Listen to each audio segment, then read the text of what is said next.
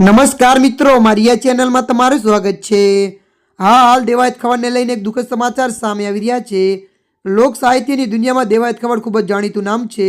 અવારનવાર તે પોતાના નિવેદનો અને વિવાદના કારણે ચર્ચામાં રહે છે। ગત શુક્રવારે 21 ફેબ્રુઆરીએ દેવાયત ખવડની ગાડી પર હુમલાને લઈને હાલ ફરી તે ચર્ચામાં છે। જો કે આ મામલે હવે નવો વળાંક આવ્યો છે। થોડા સમય પહેલા દેવાયત ખવડ પોલીસ પર પોતાની ફરિયાદ ન નોંધવાનો આરોપ લગાવ્યો હતો, ત્યારે આટલા દિવસ બાદ શુક્રવારે 28 ફેબ્રુઆરીએ તેની ફરિયાદ લેવામાં આવી છે। આ સાથે સામા પક્ષ દ્વારા પણ દેવાયત ખવડ વિરુદ્ધ ફરિયાદ નોંધવામાં આવી છે। ત્યારે મિત્રો, મળતી વિગતો અનુસાર વધુ આપને જણાવી દઈએ કે ગત શુક્રવારે 21 ફેબ્રુઆરીએ દેવાયત ખવડની ગાડી પર હુમલાના સમાચાર સામે આવ્યા હતા। આ ઘટનામાં એક અઠવાડિયા બાદ શુક્રવારે 28 ફેબ્રુઆરીએ દેવાયત ખવડના ડ્રાઈવરે કુલ 8 લોકો સામે દાડા અને ગાડી પર હુમલો કરવાની ફરિયાદ નોંધાવી છે। ત્યારે સામા પક્ષ તરફથી પણ દેવાયત ખવડની વિરોધમાં છેતરપિંડીની ફરિયાદ દાખલ કરવામાં આવી છે। હાલ બંને એફઆઈઆરને લઈને સમગ્ર મામલે ગૂંચવાયો છે। ત્યારે આ વિશે વધુ માહિતી પોલીસ તપાસ બાદ સામે આવશે।